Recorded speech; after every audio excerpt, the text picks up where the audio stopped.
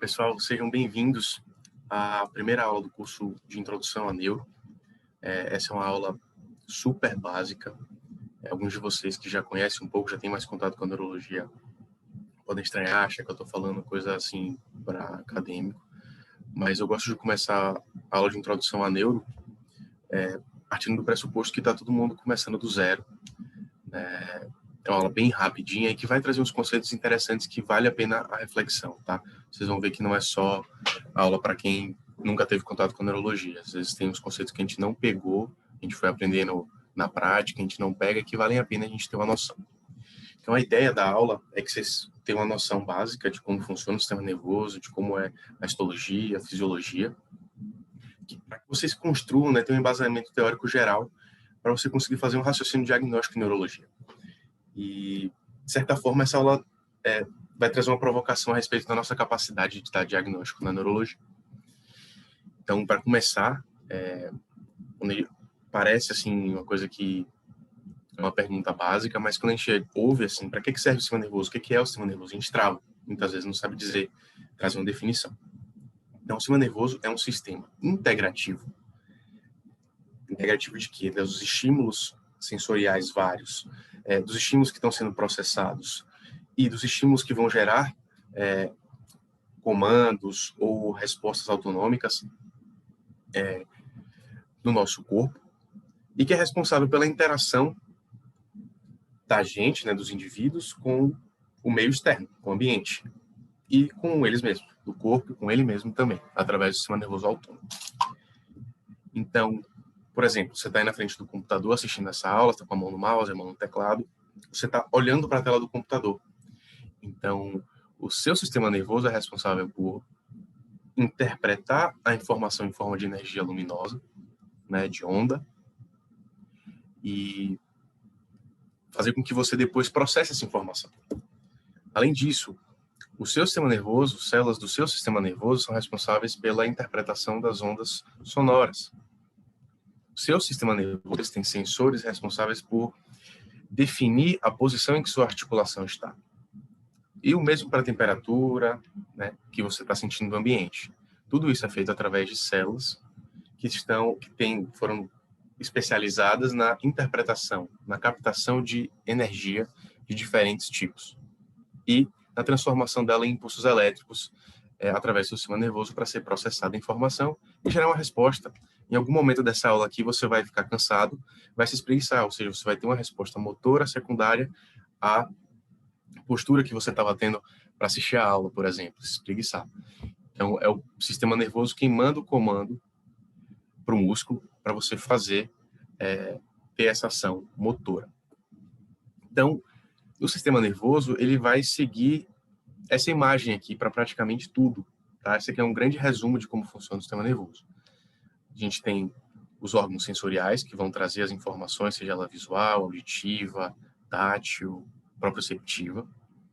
Essa informação ela pode vir direto e ter uma resposta motora, isso aqui é a alça reflexa, né? Ou ela pode ser processada, você vai interpretar aquela sensação em níveis variados. Pode ser um processamento simples, você nem percebe que você está pensando sobre aquilo, pode ser você ali prestando muita atenção em alguma coisa específica e tentando interpretar aquela informação também. E isso vai gerar um comportamento, uma resposta motora, seja ela uma resposta motora esquelética, seja ela uma resposta motora lisa. Então, seu sistema nervoso autônomo, por exemplo, quando você tem reações estimuladas pelo sistema límbico, também vão trazer respostas que vão ser mediadas por músculo liso. O sistema motor, ele é regulado por dois outros sistemas, né? O sistema cerebelar e o sistema dos núcleos da base, que mais à frente a gente vai destrinchar um pouquinho mais, mas eles fazem parte do exame.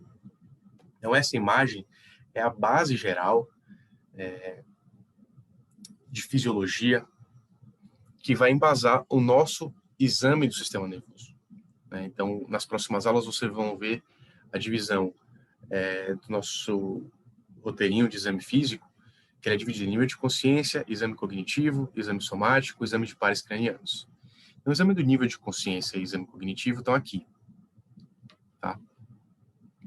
O exame somático, ele vai dizer respeito à motricidade e sensibilidade do tronco e dos membros. E o exame de pares craniano diz respeito à motricidade e sensibilidade da face.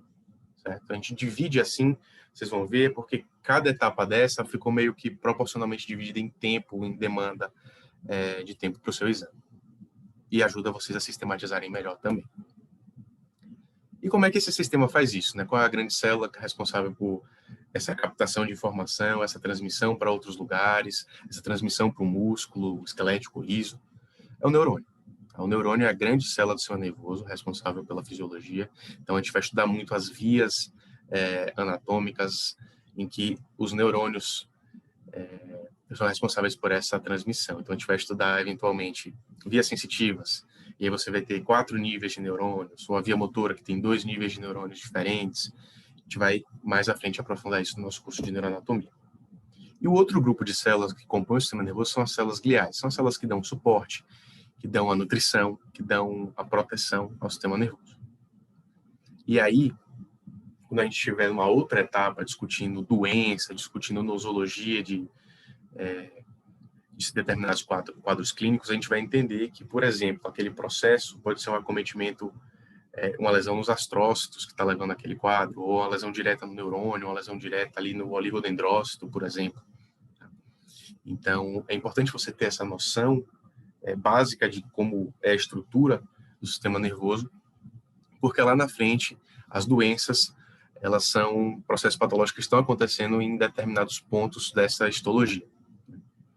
E essa imagem aqui do funcionamento é mais ou menos a mesma representação dessa imagem aqui, de uma forma um pouquinho mais elaborada, né? Mas é o mesmo princípio.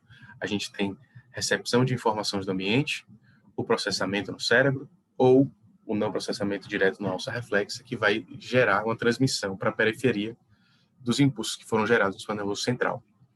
Isso vai se apresentar em forma de movimento, em geral, ou de movimento das nossas vísceras também. Mas beleza, esse papo tudo é para quê? Né? Eu sou neurologista, eu quero atender o paciente e quero dar o diagnóstico dele. Perfeito. E daí que é justamente você tendo ideia disso que você vai entender por que a gente vai estudar neuroanatomia e por que a neuroanatomia e a semiologia bem feitas é que vão fazer você fazer um diagnóstico legal. Porque quando o paciente chega com a queixa, o seu papel enquanto neurologista é, primeiro, entender o que essa queixa representa.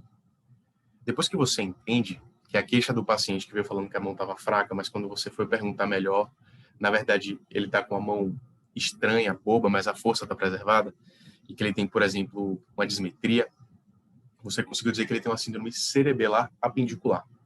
Isso direciona você para falar onde está a lesão que causou isso. Certo?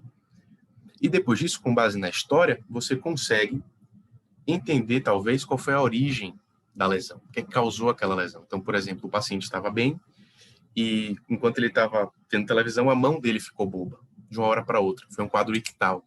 Isso sugere muito que, possivelmente, a origem dessa lesão é de etiologia, de nosologia vascular, certo?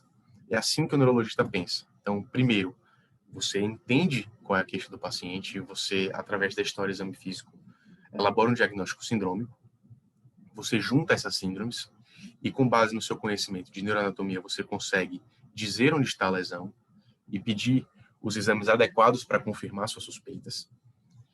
E, com base na história, mais pormenorizadamente, você consegue definir a provável causa nosológica para aquilo. Certo? E juntando esses 3 diagnósticos, você consegue eventualmente chegar a uma etiologia e dar um tratamento adequado para esse paciente. É assim que funciona o raciocínio do neurologista. Esse artigo aqui, de 1972, explica um pouco como funciona a capacidade de resolver problemas, ou seja, de dar diagnóstico do neurologista. Ele pegou, em um estudo prospectivo, 40 pacientes e deu os mesmos 40 pacientes para 3 médicos diferentes avaliar. Um R2 de neurologia, um R3 de neurologia e um neurologista, o assistente, o cara formado há 10 anos, com 10 anos de neurologia. É que ele viu que 65% dos 40, o R2 conseguiu diagnosticar de forma certa. O R3 conseguiu diagnosticar 75%. E o neurologista conseguiu confirmar, acertar o diagnóstico em 77%. E onde foi que eles detectaram os erros? Primeiro, o R2, ele está aprendendo O objetivo do R2 é esse, é você aprender a fazer a anamnese de forma adequada e a desenvolver a semiotécnica adequada. A gente vê muita gente que não tem experiência, que não treinou em neurologia, não saber percutir um reflexo, ou ter vícios de exame e não estar examinando da forma certa determinado grupamento muscular. São esses erros que a gente quer corrigir durante o R2.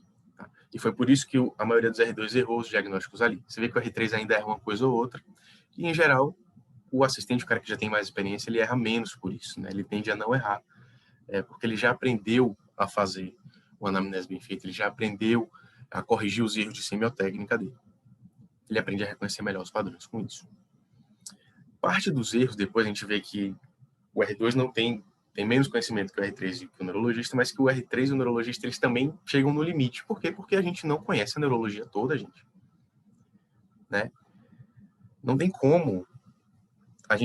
A neurologia está se desenvolvendo ainda, e bastante. Nos últimos anos, a gente tem visto o desenvolvimento de neurologia vascular, da neuroimunologia, várias áreas da neurologia estão em desenvolvimento. Então, a gente não tem conhecimento para acertar todos os diagnósticos. E, muitas vezes, um neurologista não tem como saber o corpo de conhecimento todo da neurologia. Então, a gente tem um limite, certo? Para fazer diagnóstico.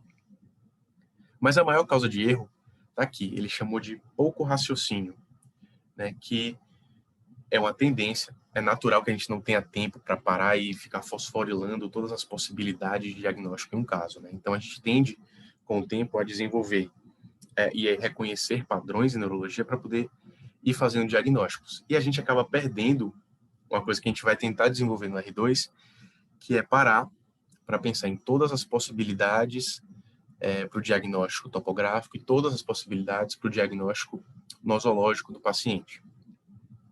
Isso é uma limitação de como o ser humano pensa, isso é uma limitação de tempo, porque a gente não tem tempo para fazer isso, às vezes para um plantão de pronto-socorro caído, ou para ver 10 pacientes numa manhã no ambulatório com exames extensos para fazer.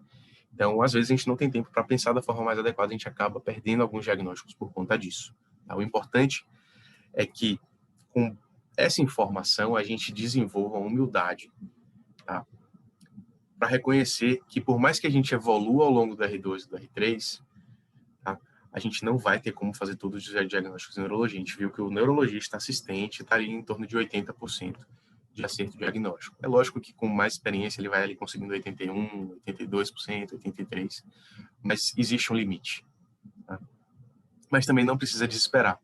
E a ideia é que ao longo desses 2 anos da R3, na verdade, a gente tente desenvolver um pico de autoconfiança menor, um vale do desespero que não seja tão profundo, e a gente consiga chegar no platô de uma forma mais suave, certo? Então, é importante você desenvolver essa noção e ter humildade, e reconhecer que, às vezes, você não está confiando no que o seu R3 está falando, no que o assistente está falando, mas eles têm mais experiência que você, e vale a pena você revisar seu exame físico, sua história, conversar com o seu R3, conversar com o seu assistente, por que eles estão pensando de forma diferente, porque é assim que a gente aprende, pessoal. Tá? Então, a gente ficar tentando achar que está sabendo mais que os outros, isso não vai levar ninguém a nada. Né? O importante é a gente reconhecer que nem sempre a gente vai acertar e que é importante a gente trocar conhecimento com quem está há mais tempo na neurologia, certo? Ou até com um colega que está do nosso lado, o R2, que pode ter um pensamento diferente que, no fim das contas, faz todo sentido e que pode acrescentar muito para vocês. Eu recomendo muito a leitura desse capítulo, principalmente agora no começo da residência, porque ele aborda justamente o que eu falei nessa aula, e ele aborda também como fazer o diagnóstico topográfico e como fazer o diagnóstico nosológico, que são aulas que a gente vai ter mais para frente. Tá? Espero com isso ter ajudado vocês a entender um pouquinho melhor como funciona o raciocínio do neurologista, qual o objetivo desse ano na residência para vocês. Tá bom? Até a próxima.